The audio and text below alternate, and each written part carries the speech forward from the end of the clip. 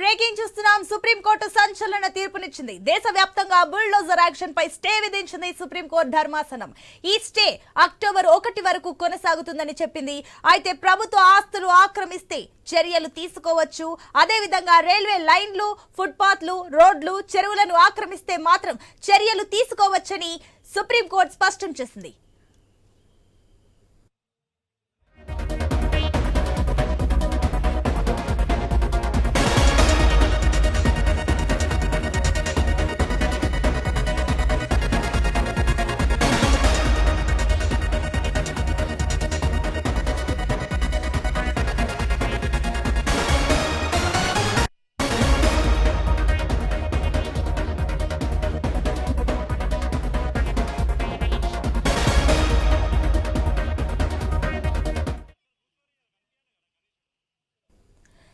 Breaking చూస్తున్నాం. Supreme court సంచలన తీర్పునిచ్చింది. దేశవ్యాప్తంగా బుల్డోజర్ యాక్షన్ పై స్టే విధించింది సుప్రీంకోర్టు ధర్మాసనం. ఈ స్టే అక్టోబర్ 1 వరకు కొనసాగుతుందని చెప్పింది. అయితే ప్రభుత్వ ఆస్తులు ఆక్రమిస్తే చర్యలు తీసుకోవచ్చు. అదేవిధంగా రైల్వే లైన్లు, ఫుట్పాత్లు, రోడ్లు, చెరువులను ఆక్రమిస్తే మాత్రం చర్యలు తీసుకోవచ్చని సుప్రీంకోర్టు స్పష్టం చేసింది. దీనికి సంబంధించి మరిన్ని డీటెయిల్స్ మా ఇన్పుట్ ఎడిటర్ శ్రీకాంత్ అందిస్తారు. Srikanth, over to you. Sunitha, good afternoon. ఒకవైపు దేశవ్యాప్తంగా నిమజ్జనాలు జరుగుతున్నటువంటి వేళ ఈరోజు సుప్రీంకోర్టు ఒక సంచలనమైనటువంటి తీర్పునైతే ఇవ్వడం జరిగింది. దేశవ్యాప్తంగా జరుగుతున్నటువంటి ఏదైతే కూలగొట్టడాలు ఉన్నాయో, సో ఈ కూలగొట్టడాల్లో మరి ముఖ్యంగా బుల్డోజర్ యాక్టివిటీకి మాత్రం బుల్డోజర్ చర్యలకు వ్యతిరేకంగా దాఖలైనటువంటి పిటిషన్లు విచారిస్తున్నప్పుడు సుప్రీంకోర్టు తమ అనుమతి లేకుండా దేశంలో ఎట్లాంటి కూల్చివేతలు కూడా జరగకూడదంటూ కూడా మధ్యంతర ఉత్తర్వులు జారీ చేసింది. పబ్లిక్ రోడ్లు, అట్లాగే ఫుట్పాత్లు కానీ, రైల్వే లైన్లు కానీ, లేదంటే వాటర్ బాడీల పైన ఆక్రమణలకు ఈ ఆర్డర్ వర్తించదు అంటూ కూడా కోర్టు స్పష్టం చేయడం జరిగింది. మళ్ళా నెక్స్ట్ ఆదేశాలు వచ్చేంత వరకు కూడా, మరొక తేదీ వచ్చే వరకు, నెక్స్ట్ తదుపరి తేదీ వరకు కూడా ఈ కోర్టు అనుమతి తీసుకోకుండా కూల్చివేతలు అనేది ఉండకూడదు.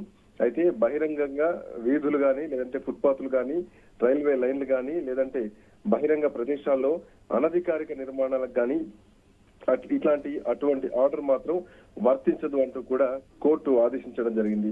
అయితే ఈ మధ్య కాలంలో వివిధ రాష్ట్ర ప్రభుత్వాలు కొంత నేరారోపణలు చేసినటువంటి వ్యక్తుల భవనాల్ని శిక్షార్హులుగా కూల్చివేయడానికి కూడా సవాల్ చేస్తూ కొన్ని పిటిషన్లు కూడా దాఖలైనాయి. సో ఆ దాఖలైనటువంటి పిటిషన్లను బిఆర్ గవాయ్, కె విశ్వనాథన్ ఉన్నటువంటి ధర్మాసనం ఈ ఆదేశాలు జారీ చేయడం జరిగింది. ఇట్లాంటి నేపథ్యంలో సుప్రీంకోర్టు ఒక సంచలనమైనటువంటి నిర్ణయం మాత్రం నిర్వహించిందని చెప్పడం ఎట్లాంటి సందేహం లేదు. పబ్లిక్ ఫుట్పాత్లు, రైల్వే ఏవైతున్నాయో సో వీటికి సంబంధించి అంటే వీటిని కూల్చుకోవడానికి అవకాశం ఉంటుంది. వాటికి మాత్రం ఇప్పుడు ఈ తీర్పు వర్తించింది. ఇట్లా నేపథ్యంలో మిగతా ఏవైతే ఆక్రమించినటువంటి ఉంటాయో సో ఆక్రమణలు మాత్రం ఖచ్చితంగా కూలగొట్టడానికి ఒక ఆర్డర్ మాత్రం వేయడం జరిగింది. ఇట్లా నేపథ్యంలో అక్టోబర్ 1 వరకు కూడా ఈ తీర్పు అమల్లో ఉంటుంది అంటూ కూడా సుప్రీంకోర్టు ఒక వాదన చెప్పడం జరిగింది. దీని నుంచి ఏదైతే justice BR Gavai and K Viswanathan తో కూడినటువంటి ధర్మాసనం ఈ అంశాన్ని అంటే ఈ తీర్పును వెల్లడించడం జరిగింది. మరి ముఖ్యంగా ఇందులో ఇంకా కొన్ని కీలకమైనటువంటి అంశాలు తెలంగాణలో కూల్చివేతలు జరుగుతున్నటువంటి క్రమంలో దీనిపైన కూడా ఇప్పుడు అంటే అక్రమంగా కట్టడాలు జరిగినాయో సో ఆ కట్టడాలకు కూడా ఈ తీర్పు వర్తిస్తుంది. అక్రమంగా కట్టినటువంటి వాటిని కూలగొట్టడానికి అండ్ మిగతా ఏవైతే ఉన్నాయో వాటికి మాత్రం ఖచ్చితంగా కోర్టు పర్మిషన్ తీసుకోవాల్సినటువంటి అవసరం ఉంటుంది అంటూ కూడా సుప్రీంకోర్టు చెప్పడం జరిగింది. మరి ముఖ్యంగా దీనికి కొంత అభ్యంతరాలు కూడా సోలిసిటర్ జనరల్ తుషార్ మెహతా అభ్యంతరాలు వ్యక్తం చేయడం జరిగింది. న్యాయస్థానం ఆదేశాల పైన చట్టబద్ధమైనటువంటి అధికార చేతులను విధంగా కట్టి పడేయలేమంటూ కూడా ఆయన కొన్ని వ్యాఖ్యలు చేయడం జరిగింది. అయితే కూల్చివేతలను 2 వారాల పాటు నిలిపేస్తే స్వర్గం అనేది పతనం కాదు అని బెంచ్ పశ్చాత్తాపడేందుకు నిరాకరించింది. అయితే మీ చేతుల్లో ఉంచండి, 15 రోజుల్లో ఏం జరుగుతుందంటూ కూడా జస్టిస్ గవాయ్ దానికి రిప్లై ఇవ్వడం జరిగింది. రాజ్యాంగంలోని ఆర్టికల్ 142 ప్రకారం చూస్తే కనుక ప్రత్యేక అధికారాలను అమలు చేస్తూ ఆదేశాలు జారీ చేసినట్లు కూడా సుప్రీంకోర్టు ధర్మాసనం చెప్పింది. ఒకవేళ అక్రమ కూల్చివేత జరిగినా అది రాజ్యాంగ ధర్మానికి విరుద్ధం అంటూ కూడా జస్టిస్ విశ్వనాథన్ చాలా క్లుప్తంగా విచారణ సందర్భంగా ఈ రోజు అనడం జరిగింది. మేము అనధికార నిర్మాణాల మధ్యకు రాలేమంటూ కూడా స్పష్టం చేయడం జరిగింది. కానీ ఎవరైతే అంటే కార్యనిర్వాహకుడు న్యాయమూర్తిగా ఉండకూడదంటూ కూడా జస్టిస్ గవాయి చెప్పడం జరిగింది. వారిద్దరి మధ్యలో జరిగినటువంటి సంభాషణ అని చెప్పాలి. మరి ముఖ్యంగా ఈ విచారణ సందర్భంగా సీనియర్ న్యాయవాది ఎవరైతే చందర్ ఉదయ్ సింగ్ ఉన్నారో తన చివరి విచారణలో కూడా కూల్చివేతల చర్యల గురించి కొంత ఆందోళన వ్యక్తం చేసినప్పటికీ అయినా కానీ కూల్చివేతలు జరుగుతున్నాయి, బుల్డోజర్ కూల్చివేతలు జరుగుతున్నాయంటూ కూడా ఆయన ఒక నివేదిక సమర్పించడం జరిగింది. ఇంకా ఒక పార్టీ పైన రాళ్ల దాడికి పాల్పడ్డారు, అదే రాత్రి తన ఇంటిని కూల్చేశారంటూ కూడా కొన్ని ఎగ్జాంపుల్స్ ని కోర్టుకు వివరించడం జరిగింది. సో కేసుల్లో ఒకదాన్ని కూడా ఆయన ప్రస్తావించారు.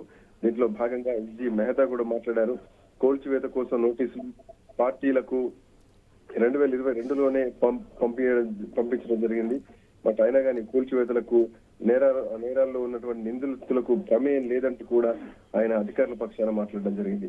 బట్ ఏదేమైనా కూల్చివేతకు సంబంధించి మాత్రం ఈ రోజు సుప్రీంకోర్టు ధర్మాసనం ఒక కీలకమైనటువంటి నిర్ణయాన్ని మాత్రం చెప్పడం జరిగింది. సో మరీ ముఖ్యంగా దీంట్లో కొన్ని వాదనలు కూడా వాళ్ళు వినిపించడం జరిగింది. సో కోర్టు అనుమతి అనేది కంపల్సరీగా ఉండాలి.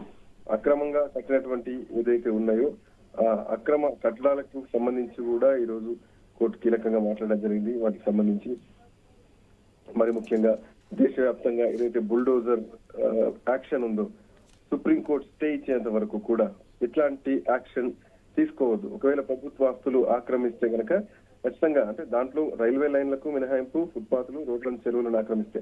సో ఈ నేపథ్యంలో తెలంగాణలో కూడా చెరువులను ఆక్రమిస్తే ఖచ్చితంగా యాక్షన్ తీసుకోవచ్చు అంటూ కూడా ఒక మాట చాలా బలంగా ఈరోజు సుప్రీంకోర్టు నుంచి రావడం జరిగింది. ఇప్పటికే తెలంగాణలో హైడ్రా అనేది చాలా కీలకంగా నడుస్తుంది. సో ఇట్లా నేపథ్యంలో హైడ్రాకి ఒక విధంగా బలం చేకూరుతుందని చెప్పాలి. సో ఏదైతే చెరువులను ఆక్రమించి కట్టినవి ఉన్నాయి, ఇప్పటికే మనం చూసాము చాలా చెరువుల్ని ఆక్రమించి కట్టడం జరిగింది. అయితే అందులో కొన్ని విద్యా సంస్థలు కూడా ఉన్నాయి. వాటికి ప్రభుత్వాలు సొంతంగా మానవతా దృక్పథంతో కొన్ని వెసులుబాట్లు కల్పించినా గానీ సో ఇప్పుడు వచ్చినటువంటి తీర్పు ప్రకారం అంటే ఇప్పటికే ఆల్రెడీ సుప్రీంకోర్టు ఇచ్చినటువంటి గత గైడ్ లైన్స్ ప్రకారమే ప్రస్తుతానికి నడుస్తోంది హైడ్రా. బట్ ఇట్లా నేపథ్యంలో ఇంకా కొన్ని వివిధ అంశాలను కూడా కోర్టు చెప్పడం జరిగింది. ఏదైతే అంటే ఒక నిర్దిష్టమైనటువంటి సమాజాన్ని లక్ష్యంగా చేసినట్టు ఈ ఓవరాల్ గా ఈ అంశం కనిపిస్తోంది. బట్ బయటి శబ్దాలు కోర్టును ప్రభావితం చేయవు అంటూ కూడా జస్టిస్ విశ్వనాథన్ చెప్పడం జరిగింది. బయట శబ్దం మనపై ప్రభావం చూపదు. ఆ సమయంలో అంటే మనం ఏ సంఘం అనే ప్రశ్న కూడా తావు అనేది ఉండదు. అక్రమంగా కూల్చివేత ఒక్కసారి జరిగినా అది రాజ్యాంగ ధర్మానికి విరుద్ధం. సక్రమమైనటువంటి అంటే నిర్మాణాలని కూల్చొద్దు, అక్రమ నిర్మాణాలను మాత్రం అక్రమంగా నిర్మాణం కూల్చివేత అన్నది మాత్రం ప్రధానంగా మెన్షన్ చేయడం జరిగింది.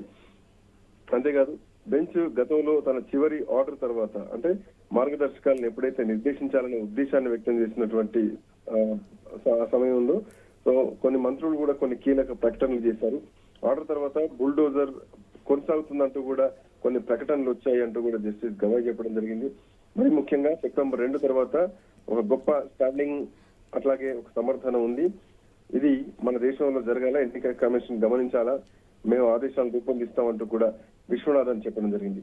అంటే అనేక రాష్ట్రాల్లోని అధికారులు శిక్షార్హమైనటువంటి చర్యగా నేరారోపణలు చేసిన వ్యక్తుల ఇండ్లను కూల్చివేయడాన్ని ఆశ్రయిస్తున్నారు.